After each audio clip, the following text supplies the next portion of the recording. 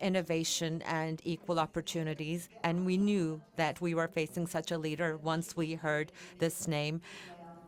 And also a leader who emphasizes the strategic importance of tourism and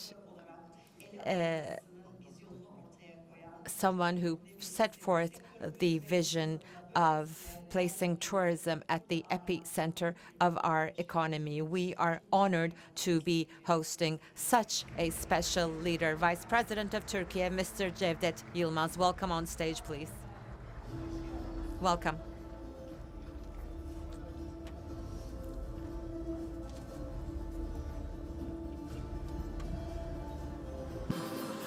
Çok değerli Esteemed Minister, esteemed President and members of TTYD, and the esteemed President of WTTC and its members, esteemed investors, ladies and gentlemen, I would like to cordially greet you all.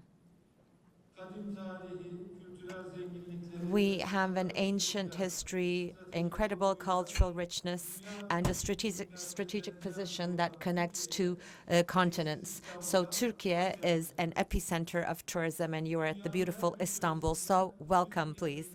And we are very happy to be hosting investors from all across the world at this forum, and I hope the Tourism Investment Forum will be a fruitful and auspicious one. Our president also sent his greetings and wished the best to all the participants. Now, esteemed guests, tourism is not just an economic activity. It is also an activity that merges cultures, improves communication, and also supports the world in creating a better future in different areas, in economy and communication. And of course, it has high economic value as well. Now, of course, I believe that the non-economic dimensions are also very important, both within the country and in the international arena, especially in today's world. I believe it has gained further significance.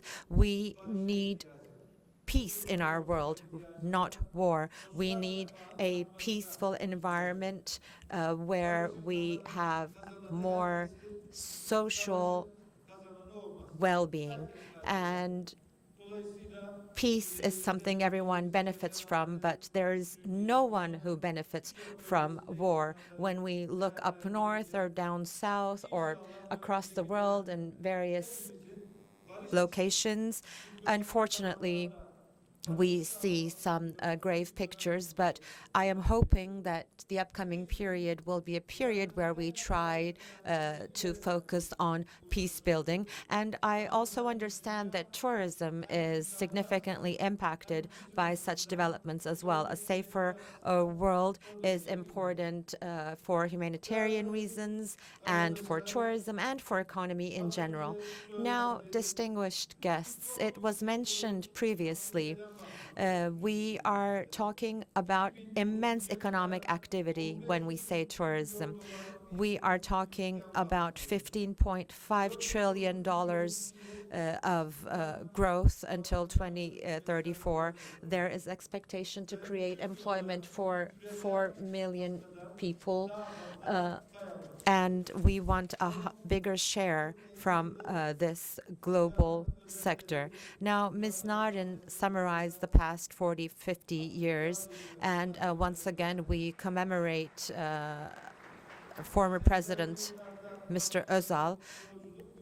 There was a journey initiated in the 80s, and right now we are at a much bigger scale in terms of tourism. So I would like to thank all policy makers and all entrepreneurs in the private sector, in NGOs. I would like to thank everyone who contributed to such growth. So at the point we have reached, we are at the dawn of a new period. I sincerely agree with what Ms. Narin said. We do need to initiate the third phase. And the bigger picture, the story of our country, is in line with this as well. When we look at our total economic performance for the past 4 or 5 decades, Turkiye started from the low medium income group and has now moved to the middle to high income group. And they divide countries into 4 leagues: low income, low mid income, mid high income, and high income. Now, thankfully, we are not a low income country, and in the past 2 decades, we moved from the low mid income to mid high income countries league. But there is the middle income trap that we need to overcome, and we need to move towards the high income countries league. And of course, not in terms of quantity only, but we need to focus on quality as well as we continue our transformation from education to infrastructure to public organization. We need to ensure we complete this transformation. And of course, this will take us to new heights, and tourism is an indispensable part of this as well. We definitely need a new period, new approaches, and a new vision in tourism. In tourism, industry, agriculture, in all these different areas, we need to move forward with such a transformation so that our country can overcome the middle income trap and reach the high income countries league. And as our esteemed MC just mentioned, this is something that would really befit the second century of our republic. Turkiye has made immense progress in the first century. No matter what our views are, what our opinions are, we all have shared values, and we are all looking towards the same horizon. And we are calling this the second century of our country. We are calling it the Turkish century. So in this century, we need to protect our wins, but we need to add on top of that. Merely setting forth our direction would not be a policy. We need to focus on the how as well.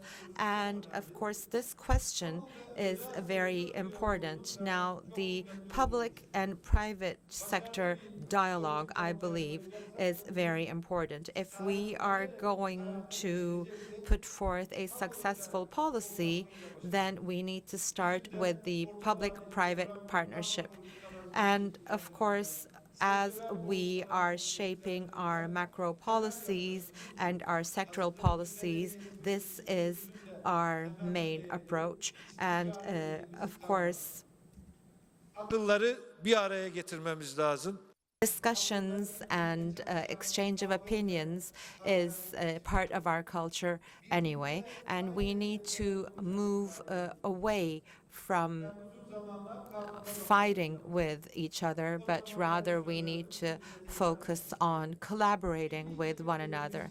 Now, what we call national income or income per capita or export, look, all these figures are results. They're not the reasons.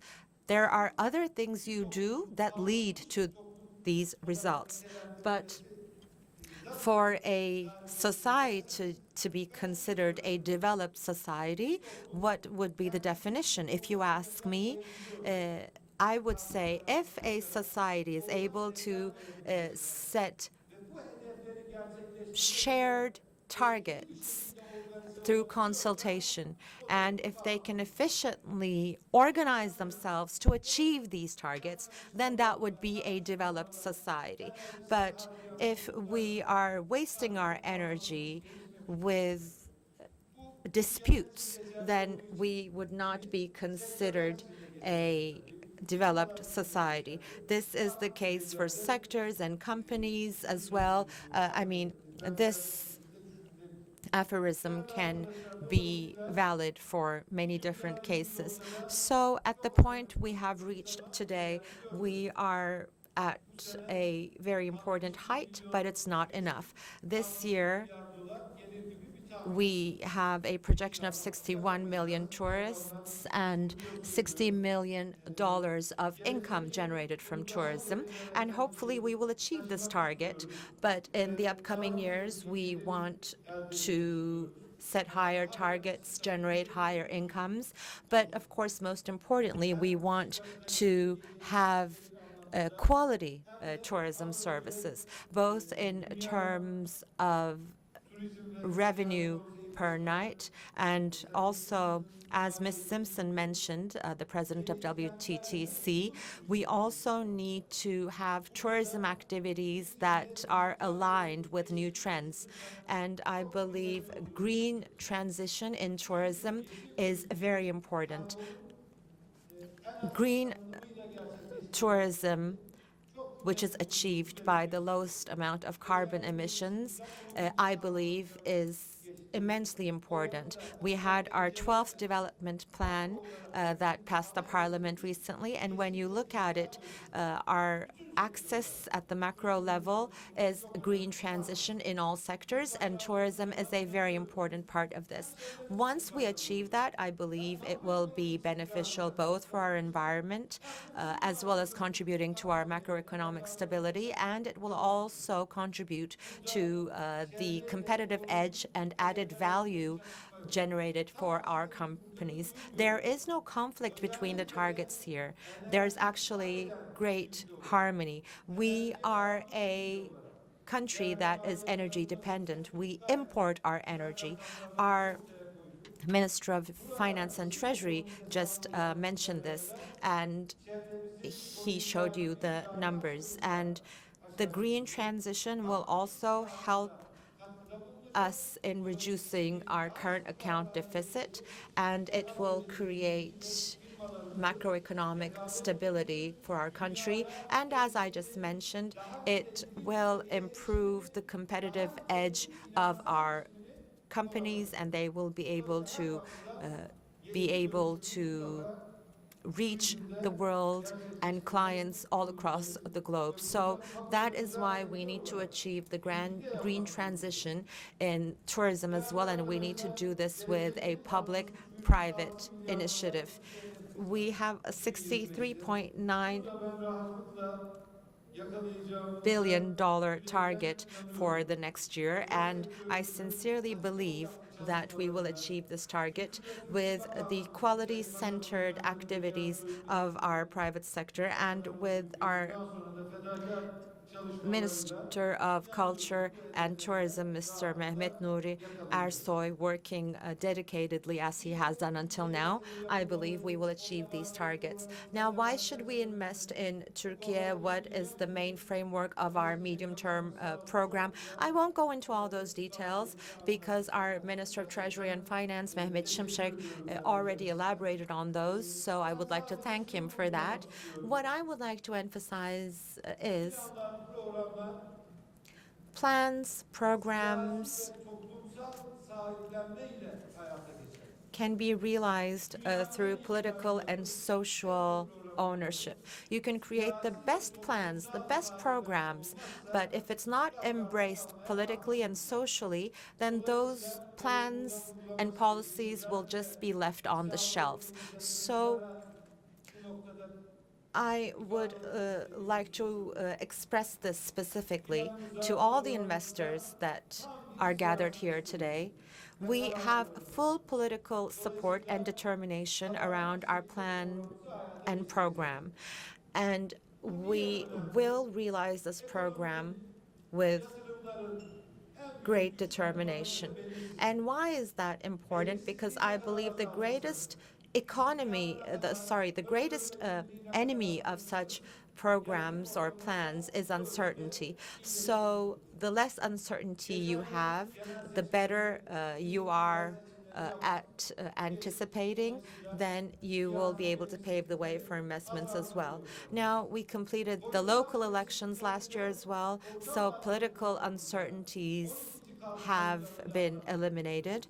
And we have the 12th development plan that was recently announced. Our political framework was clarified with that. So basically, I must mention that the predictability in our country is increasing and the uncertainty is decreasing.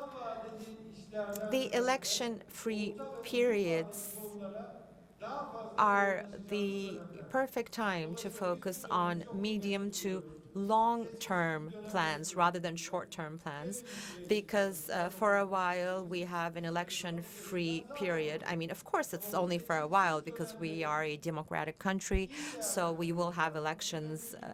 But for now, we have an election-free period, and I believe this is very valuable. And we should prioritize medium to long-term priorities throughout this time. And structural transformations are what we need to focus on rather than running our daily errands throughout this period. So I would also like to reach out to our colleagues from different political parties. Now, let's eliminate populism for a while. Let's focus on the transformation of Turkiye. Bring your proposals. Tell us about your vision for Turkiye, for different sectors. Don't just focus on populist discourses that are aimed at specific social sects. I believe that politicians need to focus on longer-term policies during this period. And believe me, in the long term, this is the right thing to do politically as well. It is a more sustainable approach to politics. I mean, populist discourses can gather people around you in the short term, but after a while, people will start to ask, where are we headed to? For that reason, we are embracing a medium to long-term perspective, and we are trying to create permanent well-being for our people. I would like to thank Ms. Narin and her team, the Turkish Tourism Investors Association, all participants, especially international investors who are here. I would like to cordially greet you all, and I hope that these meetings are auspicious for the sector and for our country.